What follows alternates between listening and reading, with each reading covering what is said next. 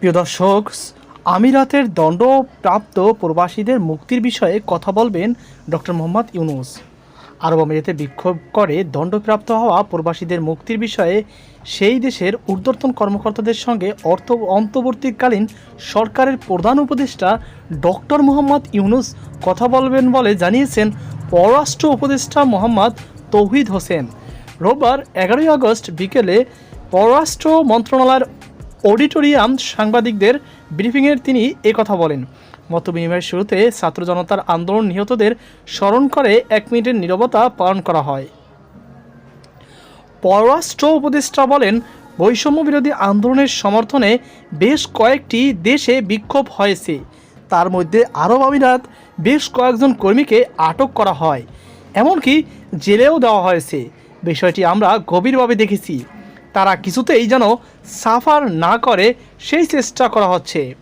আশা করছি আজ বা কালকের মধ্যেই প্রধান উপদেষ্টা নিজে কথা বলবেন তাদের ঊর্ধ্বতন কর্তৃপক্ষের সঙ্গে, যাতে তারা সহায়তা পেতে পারে। অন্তত কোনো শাস্তি ছাড়া যেন তাদের মুক্তি দেওয়া হয়।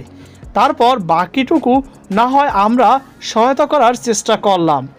তিনি অর্থাৎ ডক্টর ইউনূস নিজেই উচ্চ পর্যায়ের কথা বলবেন, চেষ্টা করবেন তাদের যেন শাস্তির সম্মুখীন হতে না হয়। তৌহিদ হোসেন বলেন, তারা হয়তো স্থানীয় আইনের ব্যত্যয় ঘটিয়েছে, সে কারণে আমরা সেই দেশকে দোষারোপ করতে পারি না।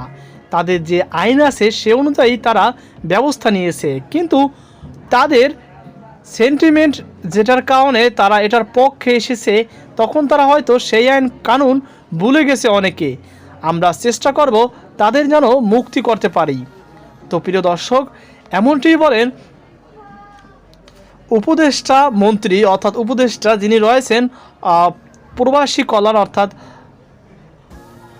পররাষ্ট্র মন্ত্রণালয়ে যিনি উপদেষ্টার ব্রিফিং করেছেন, তিনি এমন একটি বক্তব্য দিয়েছেন। তবে দর্শক, স্পষ্ট হলো যে ডক্টর মোহাম্মদ ইউনূস এ বিষয়ে ঊর্ধ্বতন কর্মকর্তার সঙ্গে কথা বলবেন। তো এই ছিল আমাদের সর্বশেষ আপডেট। সকল বার্তা আজকে পর্যন্ত। আল্লাহ হাফেজ।